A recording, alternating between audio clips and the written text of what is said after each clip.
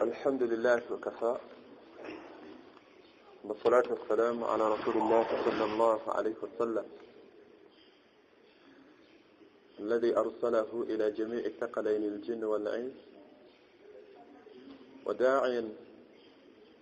إلى الحق بإذنه والسراج منيرا أشهد أن لا إله إلا الله وحده لا شريك له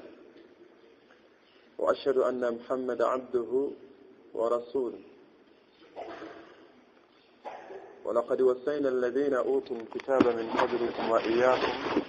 أن اتقوا الله كما قال ربنا تبارك وتعالى يا أيها الذين آمنوا اتقوا الله وقولوا قولا سديدا يصلح لكم أعمالكم ويغفر لكم ذنوبكم ومن يطع الله ورسوله فقد فاز فوزا عظيما وقال أيضا يا أيها الذين آمنوا اتقوا الله حق تقاته ولا تموتن إلا وأنتم مسلمون ومن يتق الله يجعل له مخرجا ويرزقه من حيث لا يحتسب ومن يتق الله نكفر عنه سيئاته ويعظم له أجرا تمتعز الله تبارك وتعالى الذي أحيانا الحي الذي لا يموت akyatuwadde ekyengera ky'obulamu nga yamut as-saghir wal-kabir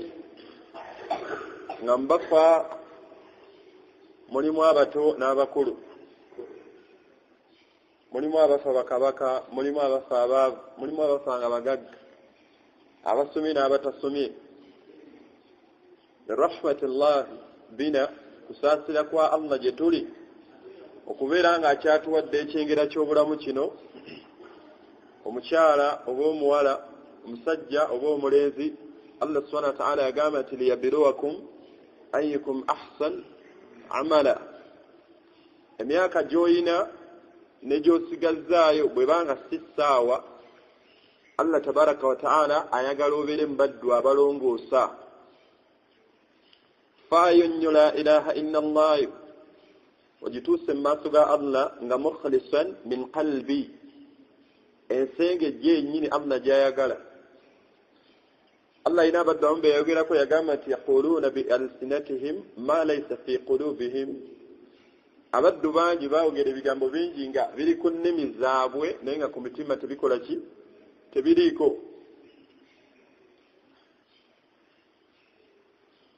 omusajja omu ku mulembe gw'omubaka Muhammad sallallahu alaihi wasallama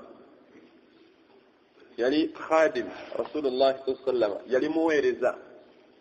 oyo twali bayise ba maid omusajja yali nga muvubuka nga si musiraamu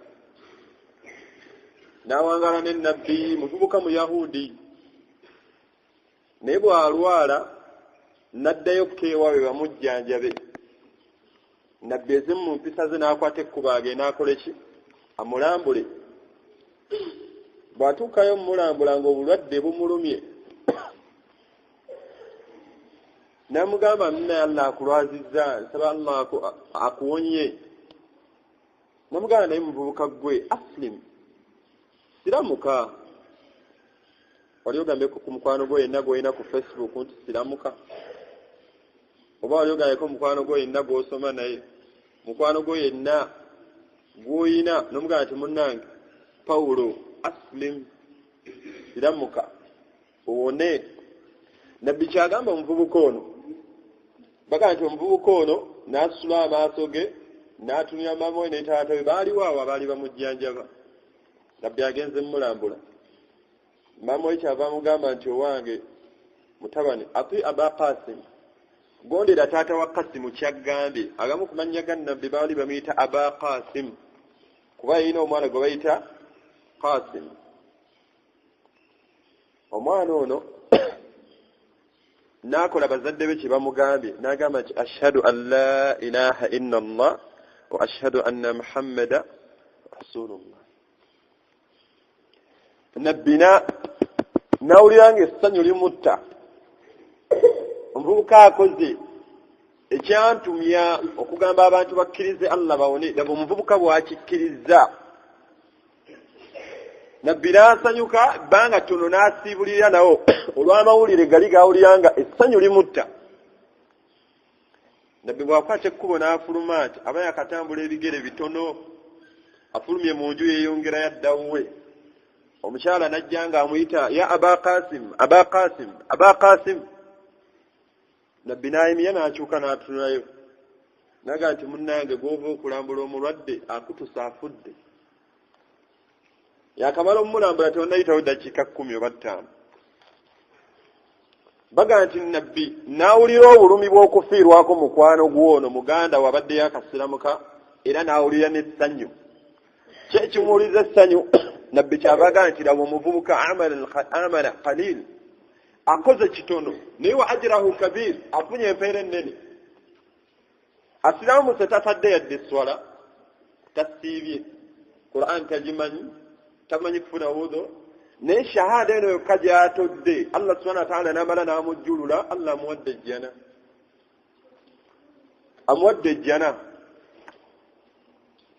nebawo ekifaananyi ky'omusajja omulala kharaja fi sabilillah, yagenda mu kkubo lya allah alwana ataasa eddiini ya allah. naye bw'agenda okulwana baga nti yali musajja wallahi, nga musajja mujahid alwana mulwanyi namige, atemyo n'atemyoli, atemyo n'atemyoli. baga nti yatta abakuffaaru nga 8 abaali bazze okukosa eddiini ya allah. naye olutalo bwe luggwa ne bakuŋŋaanya bashuhada, bashahidi abafudde nga bataasa eddiini ya allah, ne bajja nga babakuŋŋaanyawo. nabbi abatunuleko, abasaalire, babanaaze, babaziike. ne baleetamu omusajja, nabbi najja nga agenda abatunulira ati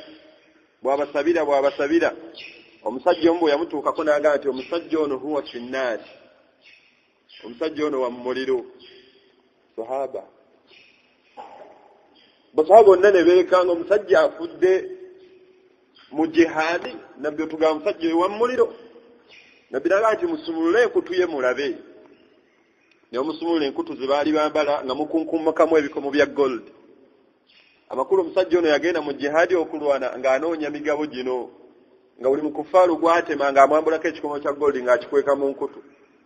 gwatema n'amuggyako ekikomo, aba tagenze kulwana lillah, nawe bamuttirayo n'enniyeefu gy'alina.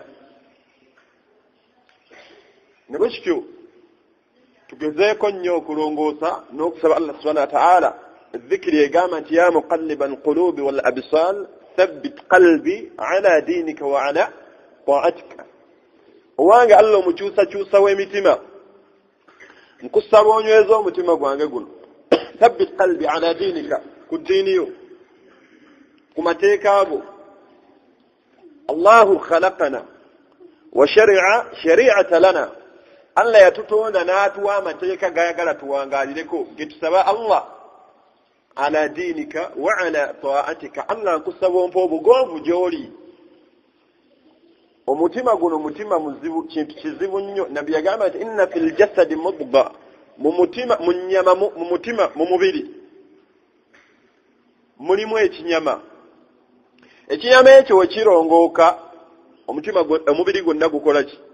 Gulongooka. ekinyama ekyo buli we kyonooneka omubiri gwonna gwonooneka. fa innama hiya alqalb summiyat qalb, gwatuumibwa omutima nti baguyita qalbi inqilabiha, olw'okukyukakyuka kwagwo. leero oyina imaani, enkya toyina imaani. olw'eggulu oyina, ku makya toyina. okaaba wano nga basomye aya, ekiro n'oseka. kugamba omutima bwe gutyo. kusaba nnyo allah subhanahu wa ta'ala emitima gyaffe agirerere ku Qur'an, agirere ku bigambo bye ne ku njigiriza n'enkola nabbi Muhammad sallallahu alayhi wasallam. mbufunze tugenda kufunira ku ze bayita adab tilawati mu Qur'an, empisa z'okusoma ki? empisa z'okusoma Qur'an. omubaka Muhammad sallallahu alayhi wasallama Allah tabaraka wa taala yamutenda namugamba nti wa innaka ala khulqin azim oli ku mpisa ezisinga okubeezeyo ezawaggulu gwasinga empisa ye kennyini mu hadithi eno n'agamba nti bu'istu natumibwa Allah subhanahu wa ta'ala yantuma Allah yantuma okujjuuliriza empisa ebigambo by'omubaka byonna byali calculative nga tayogera bigambo byesittaza omubaka teyavuma ku muntu yenna kitendo kya mpisa nze naawe twakavuma bameka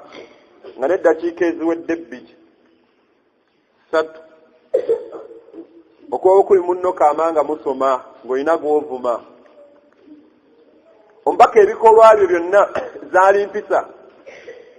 tolaba olumu aba atambula omubaka lumu aba atambula tulize bulungi asanga omukyala mukadde ajja amenyeka n'omugugu wallahi si ssengawe si maama we talina bw'amuyita n'amusanga nga amenyeka n'omugugu ajja atambula omubaka kyava abuuza omukyala ono nti maama nsaba nkusitulireko leero ffe obawe tuba mu owino wamadhalika nga n'omukyala gw'olabye wa kikaaya enasudde yeetisse wanaasudde omwana eno akutta akaveera eno omuyita salaamu aleikum warahmatullah naye omubaka asanga omukazi tamumanyi amugamba nti nnyabo nsaba nkole ki nkusitulireko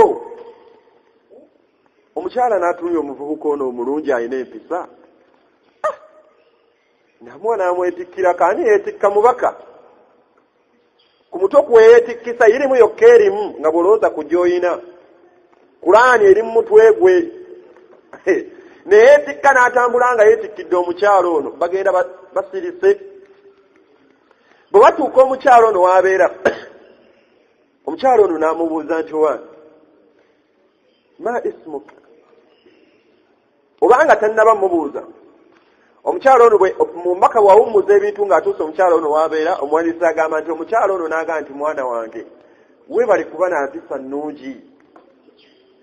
ekirala nga sinnayawukana naawe enkulaamira ku mulimu omulungi guno gw'onkoledde nange nnina kyenkulaamira emakka eyo waliwo akasajja akavubuka kazze n'eddiini empya kagamba nti gano amasanamu ge tusinza omukyala yali mushiriku gano amasanamu ge tusinza ku kaaba nti si matuufu akaana ako bakayita katabani ka musajja bali bamuyita budala ne maama wa mpuli omwana we baali bamuyita mutabani wa Amina omwana oyo nkwewaza mutabani omwana oyo tomuwuliriza totuulanga waali ebigambo by'eddogo bijja kukukwata mubi owulidde mwana wange mpaka nga asirisaati ayagala tujja ku ddiini y'abakitaffe omukyala bw'amaliriza ebigambo binavuga nti yiggwani akuzaala omwana ow'empisa ennungi omulungi bw'ati gwani akuzaala omukyala annyonnyola omubaka namugamba nti munnange ismi erinnya lyange nze Muhammad ibn Abdallah ibn Abdallah maama we yaani maama wange ye mukyala Amina yafa nva mu Quraish ba Abu Talib n'amenyekika najja nga asensula olulyo lwe omukyala n'asirikira ati nga bw'abadde ayogerako gwe yeewaza yona yennyini nabbi naga nti munnange ana rasulullah ndi mubaka wa Allah subhanahu wa ta'ala yantuma nkowola abantu bajja mu kizikiriza kya jahiliya ila nuri l-islam eri ekitangala ky'obusiraamu Allah subhanahu wa ta'ala yeyantonda yakutonda yatonda n'amubuulira obukulu bwa Allah n'amulaga bulazi Allah byakoze yumsiku as-samaa an taka ala al-ard Allah gwe nkugamba okusinza yawaniridde eggulu eryo obutatukuba amasanamu agali ku Kaaba tegalina kye gayinza kukola maama siramuka mukyala asiriikiridde ati n'agamba ashhadu an la ilaha illa Allah wa ashhadu anna Muhammadan avudde wa siramu mpisa ombaka ayina empisa Allah tabaraka wa taala omutenda nti ayina empisa wallahi kyekitonde ekyakisinga empisa Allah tabaraka wa taala naffe n'atulaamira timulina huswatun hasana mulina ekifaananyi ekisinga okubeera ekirungi mubaka mu Muhammad sallallahu alaihi wasallam ezimu ku mpisa z'omubaka yalina empisa mu kusoma Qur'an. Allah subhanahu wa ta'ala weyayogera ku bigambo bye yagamba nti Allahu nazzala ahsana alhadith, Allah yasse emboozi esinga okuba ennungi. yagamba nti ebigambo bya Allah takhsha'iru minhu juludu alladhina yakhshawna rabbahum thumma talinu juluduhum wa qulubuhum ila dhikrillah. Allah yasse ebigambo ebisinga okuba ebirungi. Qur'an gubadde mulembe guno nga tetuvaliwe nga tetulina mpisa mu kusoma Qur'an. Omuntu asoma Qur'an ng'alinga asoma Romeo and Juliet, abasoma literature. Omuntu aba asoma Qur'an ng'alinga asoma buno obutasomaya no longer at ease, things fall apart. Aba literature mubimanyi. Abayi Qur'an Allah subhanahu wa ta'ala yagamba singa yagissa ala jabal la ra'aytahu khashi'a mutasaddian min khashyati Allah wa tilka al-amthal nadribuha lin-nas la'allahum tafakkarun. Qur'an eyina empisa ezeetaagisa mu nsoma yaayo. Bodaddala ng'oyagala Qur'an eno ekyusa embeera zo oba obuwangaazi bwo oba ebikolwa byo, tulina okulongoosa empisa zaffe nga tusoma Qur'an. Omuwandiisi w'ekitabo kino n'atugamba nti empisa esookera ddala omuddu yenna asoma Qur'an. Omuddu yenna asoma Qur'an yagamba nti empisa esooka al-ikhlas, ikhlasu nniya wa qasid. Omuntu yenna asoma Qur'an longoosa enniya yo ng'osoma Qur'an. Tosoma Qur'an nti okakiddwa. Abaddu bangi tusoma ya mpaka. Alabo osanga baganda baffe bakutte muno abalina ejjuzu baafizu, ate nga afizu wali kikyusizzaamu ne weeyita hamila al-Qur'an kuba kyekiri kale kale. Hafizu kizibu, kirina ebitendo byakyo. Omuntu gwe wayita hafizu al-Qur'an alina okubeera nga yagikwata. Ekyo kimu nga mukugisoma agisoma haqqa tilawatihi, bwennyini bw'okugisoma. Ekyokusatu alina okubeera nga amanya amakulu gaayo okuva ku alifatiha mpaka ku Nas, oba naye bw'otyo bw'oli. Ekyokuna alina okubeera nga Qur'an agikolerako. Ekyokutaano hafizu al-Qur'an alina okubeera nga agisomesa. Ekyomukaaga alina okubeera nga agisaaza. Funa weweteekamu ebyo. Hamila al-Qur'an kale kaleko oba wakwata ng'ogezaako okulongoosa ko Allah bwe yali ayogera ku baddu abamu yagamba nti kamathalul himar yahmilu al-asfara. Abantu balinga nga bwolaba obulogoyi keetikka ebyebbeeyi naye nga tekamanyi bye kakoze eki. Kati abasinga levo gye tukyaliko ya hamila al-Qur'an tonnagenda ku yafizu eyo ndala. Ba Sheikh Sudaisi bagiina Abdurrahman Baghamidi hamila baafizu awe bafizu naye yaffe ya madarasa eno ey'okumuzikiti be te he he se che obasanga asoma yasaruna alifu be te he he se che be he sini chafu asoma ki. Kati omuntu yenna oba osoma Qur'an omuwandiisi atugambye nti olina okusooka okulongoosa longoosa enniya yo. Innama al-a'mal binniyat. Nabbi kye yagamba mu hadithi nti man qara'a al-Qur'an, man qara'a harfan, omuntu yenna asoma ennyukuta, tuwulirize, omuntu asoma ennyukuta emu mu kitabo kya Allah falahu hasana, ofuna ekirungi. Ate ekirungi ekyo ky'ofunye bi'ashri amthaliha, ekirungi ekyo ne kikubisibwamu emirundi 10. Nabbi n'ayongera okunnyonnyola mu hadithi eyo n'agamba nti omuntu siga agamba nti alif lam mim. Nga mathalan buli nnyukuta gy'osoma mu Qur'an ofuna empeera mmeka? Empeera 10. Omuntu singa osoma nti alif lam mim ziba ennyukuta mmeka? Nabbi n'agamba nti lam aqul, sigamba nti omuntu bw'ogamba nti alif lam mim bw'ofuna empeera 10. Nabbi n'agamba nti walakin alif harfun واللام حرف والميم حرف. buli nnyukuta nti osome laamu ez'empeera 10 wa miimu eza 2 laamu 2 miimu meka 30 oba asoma bukedde ne Romeo and Juliet yaafuna ki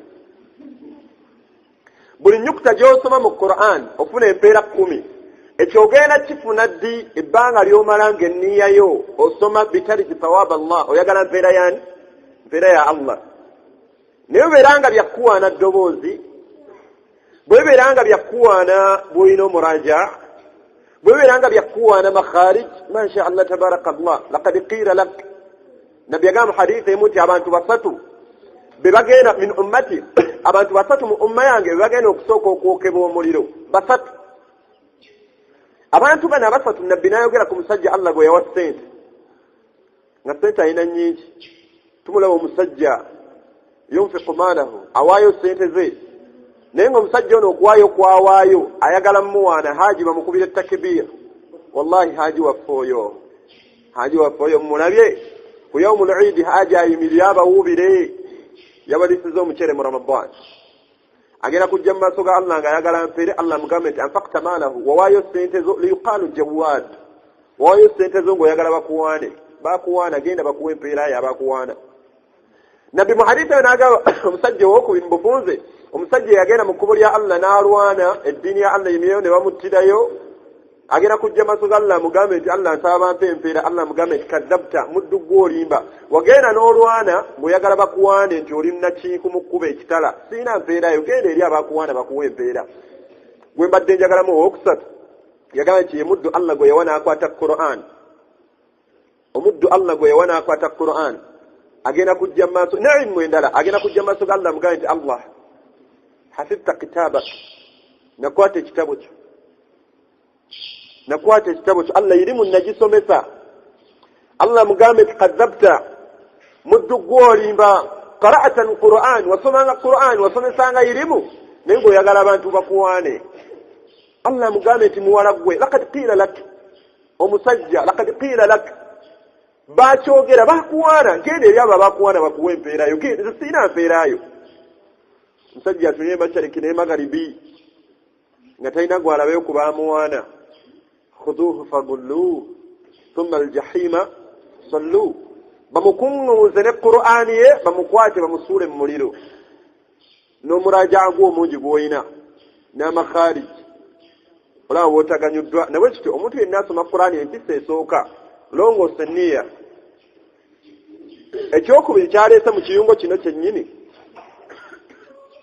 walqasid omuntu yenna asoma Qur'an beera n'ekigenderwa ng'osoma Qur'an soma Qur'an eno kukyusa bulamu bwo tosoma Qur'an eno abazadde bangi omusanga amannya ekyamuwerezesa omwana waasome Qur'an erinnya balikyuse maama Hafiz abadde maama Busuulwa maama Hafiz era banne batamuyita maama Hafiz wanyiiga abalabba abavubuka abo bw'otagana nti Hafizun Najibu tawulikika niwe ma adrak kirimu ky'okutuuma okuyita ekyo omusajja omu omutontomi yagamba nti ofuna ki an tusamma hafizan wa kitaaba rabbuka fi lfuaad tamazzaqa temukamanya akantwa omusajja omu yagamba nti oganyulwamu ky'okuyita an tusamma hafizan okuyita hafiz nga wa kitaaba rabbuka ekitabo kya Allah ekiri mu kifuba kyo kye yakuteresa tamazzaq kigenda kikuvaamu mpola mpola kikusenguka tokirabika gubadde mulembe guno ng'osanga Hafizu nga waakulayirira oyo mwana yakwata layira wallahi nabbi yatugaana okulimba wallahi omwana oyo alina ekizo 2 Hafizu ng'ayambadde engoye baziyita raaga ayambadde damage ayambadde encupa Hafizu asaze ekimemeya kati aba talina kigenderwa mu kusoma Qur'an eno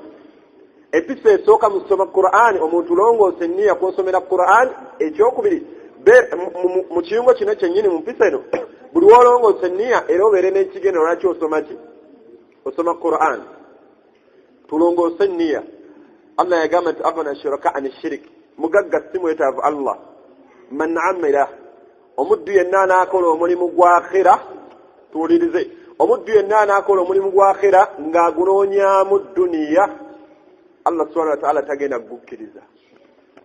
Allah subhanahu wa ta'ala tagenda kugukkiriza. Soma Qur'ani ng'onoonya kusimisa Allah.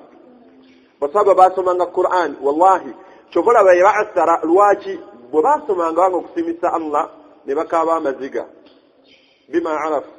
olw'ebyo bye baali bategedde ku mazima agabajjidde. Empisa ey'okubiri kusoma Qur'an, istihdaaru azamatillah. Omuntu yenna bw'obanga osoma Qur'an gezangako nnyo okusika ekitiibwa kya Allah tabaraka wa ta'ala. Ebigambo bino si by'abantu. Osanga busanzi muddu ne bamugamba nti kabaka tasobodde kujja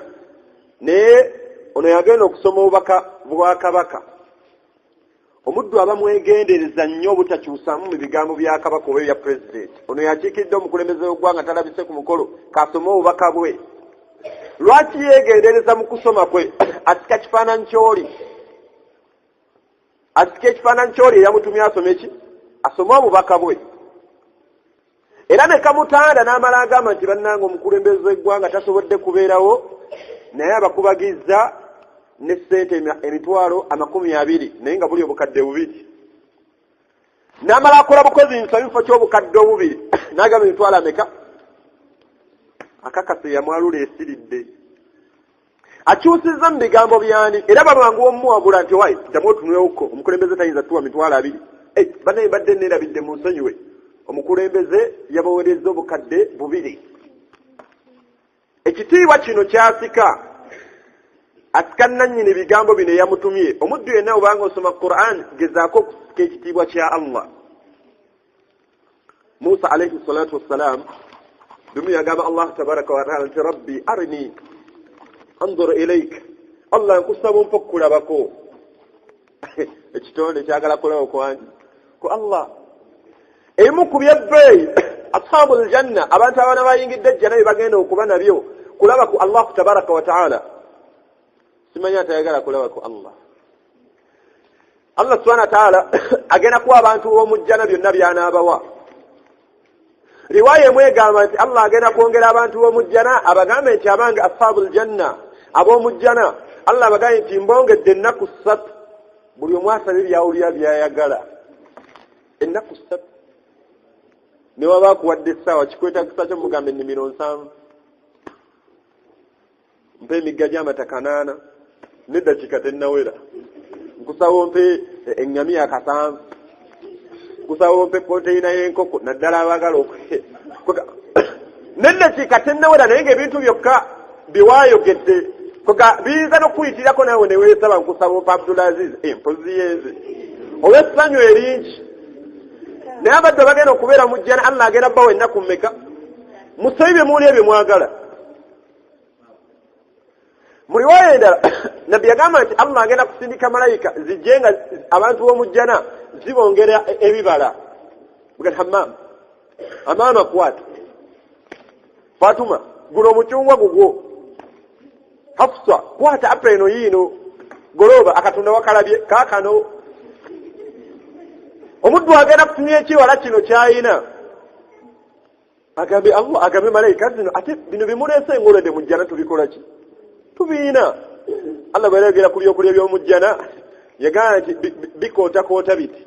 ne oba weebasaawo wooli onoga bunozo oti tibyetaaga nkonyogo soka mpe ku jjinja eryo ndabe emboosa ennemye ne bw'oba weebase ng'onoga bunozo ati ekicungwa kyoyagala. Naye abaddu bano bagenda baleetera fruit season eziri special. Malayika zibagambe nti bino bye tubaleetedde min indillah special biva wandi biva wa Allah byammwe. Omusajja agenda kukwata ku apeno oba omukyala agirieko ng'obuwomi bweyina bulala okusinga kweno gye yalidde ey'omujjana ng'obuwomi tannabuwulira ate buno busufu. Embeera efaanana bwetyo enkomerero Allah subhanahu wa ta'ala ennaku 3 nga ziweddeko agenda buuza abaddu nti mumaze okusaba emuli ebyo mwagala bamugambe nti Allah tumaze. Agenga musabye bitono nnyo ku bye mbadde nsuubira bye. Kati abagambe nti ate mbawe ekisinga ku ekyo bamugamba ati Allah kiriwa nga balabira ddala bamazeeyo byonna babifunye. Allah abagambe nti ngenda bbawo okundabako. Ngenda bbawo okukola ki? Okundabako. agenda kujjawo ejjiji wakati we teri kitonde kyonna kyali kirabye Allah abagenda okifuna ashabul janna ab'omuliro tebagenda kulaba ku Allah la hawla khasira eyo khasara yenyi tolabe ku Allah agenda kujjawo nabbi agamba nti abaddu bagenda kulaba ku Allah ng'omuddu nga bw'olaba omwezi ogw'ennaku 13 14 15 nga guli ku full light yago nga gwonna mweru tagamba nti ng'afaanana ng'omwezi bal nga bw'olaba nti tokaluubirizibwa omuntu naweera muwanvu atya tayinza kusiikiriza kulaba mwezi tayinza kusiikiriza kukola ki nti abaddu bagenda kulaba Allah nga toyinza gaa nti vaayo nga si abaddu buli omu waana abaali agenda kulaba ku Allah we kyobola bwe tuba tusoma adikaali tumugamba nti waruzukuna nabara ila wajhika karim Allah tukusaba otuwa okulabako kyekyengera ekisinga ebyengera byonna kulaba ku Allah Musa alayhi salatu wassalam yasaba alabe ku Allah tuli ku mpisa egamba nti omuntu yenna oba osoma Qur'an gezaako okusika ekitiibwa kya Allah tabaraka wa taala bannange la yambagi tekigwana muddu yenna asoma Qur'an naye ng'alinga asoma oba asoma ki ebigambo bino tubiva biwingi ebigambo ebisinga okubeera ebebbe sika ekitiibwa ekyannannyini bigambo bino kakasa nti Qur'an eno gy'osoma Allah ayogera naawe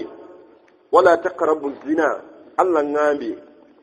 wala ta'kulu amwalakum bainakum bil batil sika ekitiibwa ekyo nti Allah kati aŋŋamba ayogera nange Qur'an eno nnyumya nayo njogera ne Allah nga bwambuulira Musa bw'asaba okulaba ku Allah Allah namugamba nti Musa tojja kusobola tojja kukola ki namugamba Allah nkusaba mpulira nkwagala njagala kukola ki kulabako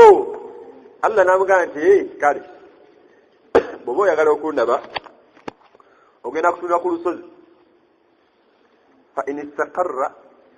olusozi no lunaatebenkera mu kifo kyalo fasawfa tarani ogenda kuba okoze eki ogenda kuba ondabye Musa olusozi Allah lwe yayogerako do terwalinda biddirira ne lwebetenta ne lusebengera ne luggwawo yonga nti ngenda kweyoleka ku lusozi Musa ayagala kundaba bwe tulina lusozi luli ogenda kuba ondabye Musa agenda okutunulayo bw'ati ku lusozi bamugambye olubadde lusinga okuba oluwanvu nga capati nga lwonna luweddewo okutya lara'aytahu khashi'an mutasaddian min khashyati llah ne lusaanawo lwonna ne luseebengerera Musa bwe yalutululira bw'ati n'azirika n'akola ki bwe yadda engulu n'amugamba nti subhanaka tubitu ilayka weyawukana Allah neetonze sigera kuddamu kusaba bintu bye neetonze Allah ayagala kulaba kwange ekyengera ky'okulaba ku Allah abaddu bagenda mulabira mu jjana naye kyo omuddu yenna waba asoma Qur'an gezaako nnyo okusika ekitiibwa kya Allah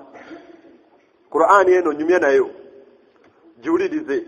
Allah mugambe nti Malik yawmiddin kakasa Allah nti akakasa ye Malik yawmiddin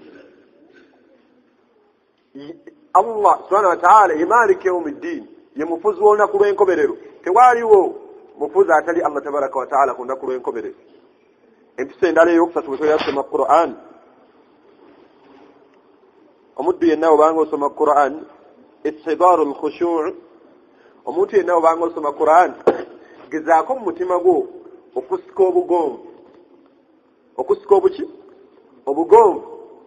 basahaba balinga basoma Qur'an wallahi ng'agezaako nnyo okuba omugonvu ku bigambo bino bimuyingire ng'abisoma mu mbeera Allah subhanahu wa ta'ala kyobala bye yabagolerako yagamba nti wa idha sami'u ma unzila ala rasul tara a'yunahum tafidu min ad-dam' bwe balinga bwe basomeranga Qur'an oba bwe basomanga Qur'an bwe bawulizanga Qur'an Allah yagamba nti wagenda okulaba amaaso gaabwe nga gakulukusa amaziga obugonvu bw'obanga osoma Qur'an gezangako nnyo okuba omugonvu Qur'an eno bw'egenda okukuyingira soma Qur'an n'embeera eya khushu'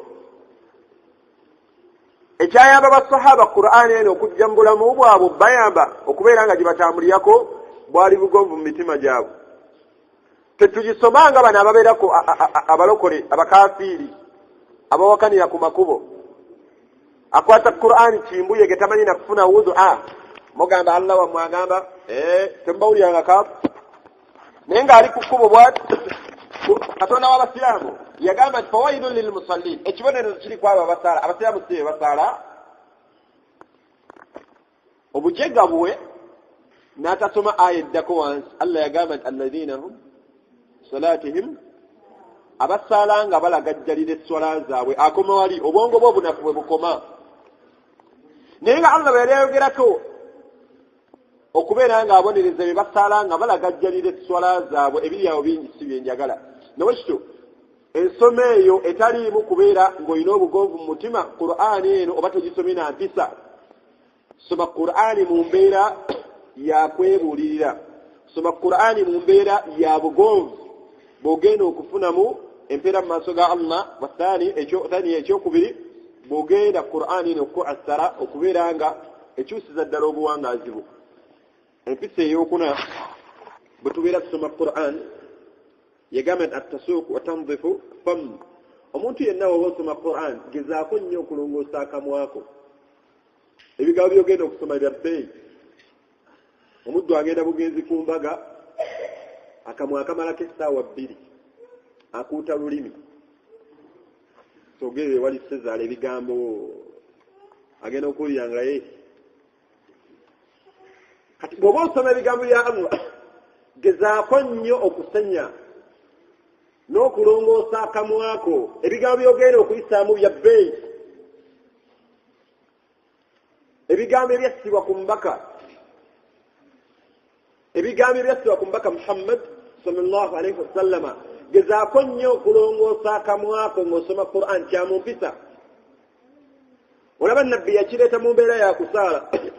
yagamba nti singa tekwali kukaluubiza bantu ba umma yange la amartum bisiwaaq inda naali balagiridde okubeera nga basenya buli obaali badde bagenda mu swala lwaki nabbi yaleeta embeera efaanana bwetyo mu kusaala omuddu obeera mu swala obeera mu maaso ga Allah nga bwe kyajja mu hadiisi entuufu nabbi yagamba nti omuddu wabeera mu swala fa idha qala al-abd omuddu wabeera mu hadiisi al-qudusi Allah yagamba nti omuddu wabeera mu swala n'omugamba nti alhamdulillahi rabbil alamin atenderezebwa Allah yeebazibwa Allah omulezi w'ebitonde Allah tabaraka wa taala akuddamu n'akugamba nti hamadani abdi muddu wange ng'ontenderezza ng'oli mu alifatihayo n'omugamba nti arrahmani rahim Allah n'akuddamu n'agamba nti ithna alayya abdi omuddu wange ansuuse olwo nno oba wali obirowoozezzaako ng'oli mu swala Allah n'omugamba nti maliki yaumi ddin Allah n'agamba nti majjadani abdi omuddu anfadde ekitiibwa ankakatizza olunaku lw'enkomerero tewaliiwo mufuzi nze mufuzi w'olunaku lw'enkomerero Allah n'akakasa nti omuddu ono ampadde ekitiibwa omuddu ayogera ebigambo ebyo lowoozamu gw'obyogera nabo nga gw'obigamba naye ng'akamwa tabbo ate butya okusoma ebigambo bya Allah bali basahaba beyayogeramu ekyo yalinga be yali agambye nti musenye nga mugenda okusaala wallahi nga basenya leero omuddu ajja mu swala ya subuh naye ng'emmere eri mu kamwa yakyaggulo kati ne bagenda imaamu n'atukola ekigambo n'agamba nti wala ddaalliin omusiraamu n'agamba amin nga tabbo n'agamba laitahu saqat singa asirise kati mbeera okuva liwinga ebigambo bino ebigambo bya Allah omuddu yenna obanga osoma Qur'an senya kyamumpisa okukola ki okusenya bw'obanga ogenda okusoma Qur'an soma longoosa akamwa ebinyeebwa bijjeemu oli akamwa kayiseemu sunna ezimu ku sunna ennyangu abasiraamu ate ze twasuula basahaba batambula ne nabbi yennyini yayinanga akaswaki kana akaswaki akabeera akakati sahaba agamba nti nabbi yajjanga mu swala agamba istawu naye nga bwayisa bwati ku mannyo ge agenda kuyimira mu maaso ga Allah naye nga ali mu layini abasahaba basimbye layini naga nti banayi mutereere nayisaako bwati ku mannyo gange ekitiibwa n'agalongoosa ayimire mu maaso ga Allah fereero ma qadara Allah haqqa qadarihi Allah tetumuwa kitiibwa mbenyini bwa kukimuwa kyokka olaba ogenda gyali ng'oli mukyafu ogenda okusoma ebigambo bye nga wenna otuunula otyo sambala wenna bwotyo kyobola Qur'ani eremeddwa okukyusa obuwangaazi bwaffe tetuyina mpisa mu kugisoma kyensembyayo oba ekijja ekisembayo olwaleero kuba omuwandiisi ono yawandiika empisa 15 omuntu ng'osoma Qur'ani tugenda kufunako empisa 6 oba 5 ekisembayo yagamba nti istihbab taharatin lilbadani wathawbi walmakani okwagazisa oba kyali badde kirungi omuntu ng'osoma Qur'ani mu mpisa longoosa omubiri gwo longoosa ki abaddu beerongoosa bagenda mu haramu alina omuwala gwagenda okuwandako akakasa nti agendera mu bigoye ebiyonjo era bw'aba amaze ebbanga nga tanaaba bw'aba agenda mu bwenzi anaaba mwana uliawo ngwenkwawa awo yeerongoosa naye bw'aba agenda mu bintu ebirungi ebimusembeza eri Allah agenda tolaba omuddu ajja okusala swala ya dhuhuri ng'ekipale kyayambadde niga agenda kusala essola ye omuddu najjira mu jiribaabu omukyala omuvubuka najjira mu t-shirt emukutte eti abamu bambala vesti sebo nayambala n'ekinu weekend najja mu swala bwotyo ng'ofaanana bwotyo oyinza okugenda ku buko gye wawasa omukazi ng'ofaanana bwotyo bw'agenda ku buko ne waba talina suuti agyeyazika wampa ku suuti eyo manye sezaala yampise oli bw'aba talina ngatto zino zimusonso neyeeyazika golooba mpa ku ngatto nja kuswala yafe nga byonna byayambadde okuva ku mutwe mpaka wansi byonna si bibye wabula alina ekitiibwa kino kyayagala agenderemu gyagenda okukola ki lwaki kuba alina ekitonde kino kitonde kinne alina endaba gye gyayagala kimukole ki kimulabemu buti ate ng'ogenda kuyinya mu maaso ga Allah yatonda ebitonde biri byonna byonyiririra nakyo omuddu ng'ogenda kusoma Qur'an kyali badde kirungi longoosa omubiri gwo weerongoose beera muyonjo n'abako omuwandiisi omu yayawandika ku Imaamu Shafii nti ye mukwatako Qur'an buli walinga agenda okusoma Qur'an ng'amala kunaaba namaana agenda mu masjid n'omusaafu gwe gw'asomeramu nga muyonjo buli w'osoma wati Qur'an ng'oli muyonjo na binnyini byonna by'osoma bikuathara bibeera birungi bikwanguyira mu mutwe bituulamu naye tebituula mu mubiri mukyafu Qur'an nnungi nnyonjo teyinza tutuula mu mubiri mukyafu naga n'ekyokuli bwe tubeera mu mbeera y'obuyonjo tulongoose n'engoye ze tusaaliramu engoye nga nnyonjo waliwo omusajja omu mu battabi'i bali bamuyita Asyar ibn al-Asyam omusajja oyo baga nti yali musajja mulwanyi wa ntalo naye lumu basahaba bali abawangala naye bali bamwogerako nti yali musajja yali yagula hullaye yagula ejjubba 1000 dinar nga yagula ejjubba naye nga yagigula gold coins 1000 walabyeko ku kinusu ekya gold tomenya birowoozo byo kirowoozeeko bulowooza yali yagula ejjubba ya gold yali yagula ejjubba naye nga yagiguza gold coins 1000 olowooza beefaanana eti nga zinerere abo wali muze bambala emitwalo 5 egya Uganda eginaabuusa omuwedde value naye ng'alaba kyabbeeyi oli yali yagula ejjubba ye naye nga yagigula gold coins 1000 abawandiisi omuwandiisi agamba nti omusajja oli ng'ejjubba ye n'agyambala buli kiro ng'agenda kusala tahajjud emirimu gye yali akola emisana wano ng'asula migugu mu katale ne bamuwaayo naye nga wallahi abid taqiyu naqiy ati Allah musiiza Allah ng'ayagala Allah n'omubaka we Muhammad sallallahu alaihi wasallam naye omusajja ono bagamba nti buli kiro abaamuwuliranga nga yeekwese eyo mu kyama akala tahajjudi ya kyama fenero yambo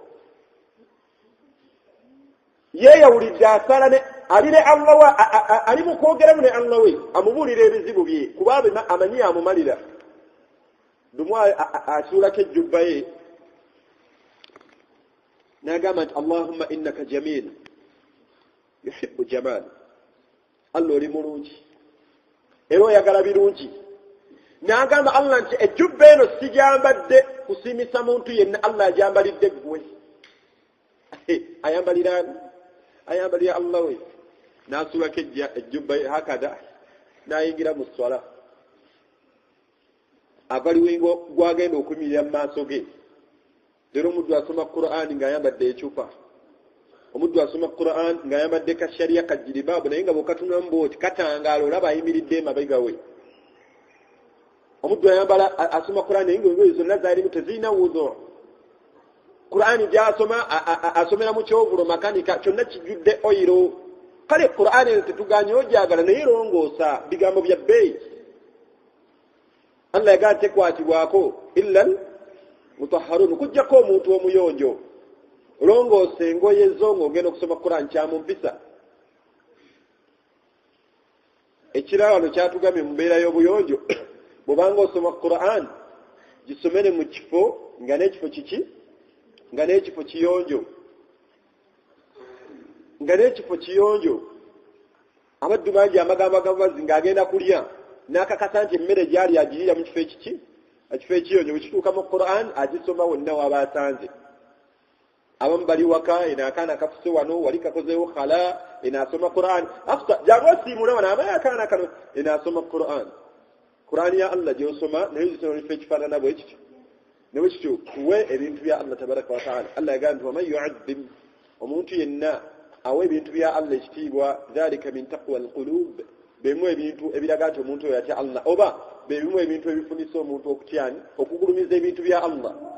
Qur'an eno tugiwe ekitiibwa nga tugisoma Qur'an tugiwe ekitiibwa nga tukola ki nga tugisome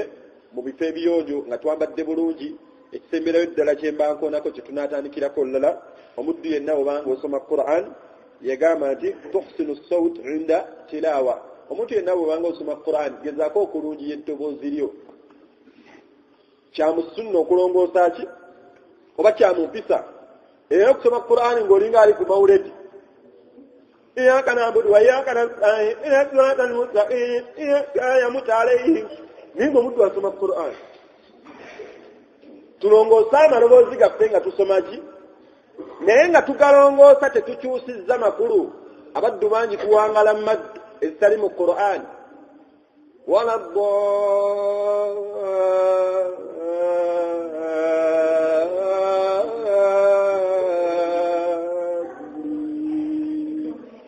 obaana mummeka simanyi kati bwe tuba tulongoosa mu riwaaya ya nabbi yagamba nti omuntu yenna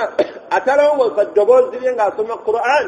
nabbi yagamba nti falaysa minna siwa muffi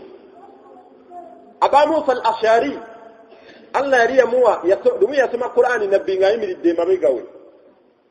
nabbi najja ng'awuliriza ati nga Qur'an nnungi nga bw'olowooza ku yiyo nange ndowooze naye bw'ajja bw'ati Abu Musa al-Ash'ari n'abeera suspicious n'awulira oba waliwo omuntu ayimiridde emabega agenda okuteeba bw'ati emabega ng'omubaka Muhammad sallallahu alaihi wasallam ataddeyo okutwawuliza Qur'ani y'omuvubuka ennungi era abaddu balongoosa amaloboozi nga bayimba wamadhalika byayimba byabuwemu naye ateekayo okutwoti Abu Musa al-Ash'ari n'asirika teyaddamu kusoma nabbi namugamba nti naye soma genda mu maaso ng'osoma soma namugamba n'aswala n'awulira ensonyi n'asirika nabbi namugamba nti naye soma Qur'ani yennyumira waliwo yali agambye ekigambo bwe kityo kuba oyinza okuba nga bw'osaaza buli omu alinda oba omala ddi oba atwala ddi ku ruku singa alekeddaawo ensoma embi Qur'ani nga mumbi musome embi osomanga bw'oyagala nabbi n'agamba Abu Musa al-Ash'ari nti Abu Musa al-Ash'ari kyengera Allah yakuwa olina agamu ku maloboozi agaali gasomebwamu Tawraat eya nabbi Daawud yali esomebwa mu maloboozi 7 naye Allah yakuwa agamu ku mazaamir egimu ku mirere oba ku maloboozi agaali gasomebwamu Tawraat wallahi yali asoma Qur'an ddoboozi ddungi nabbi yasomanga Qur'an ekiro mu tahajjud abashiriku bonna ne bajja ne bawuliriza temujjukira bwe twamwogerako wano bwe yasoma Walid ibn Mughira najja n'awuliriza nabbi n'asoma paka n'agenda fasjudu lillahi wa'budu si vunnamira Allah wera gwoba osinza.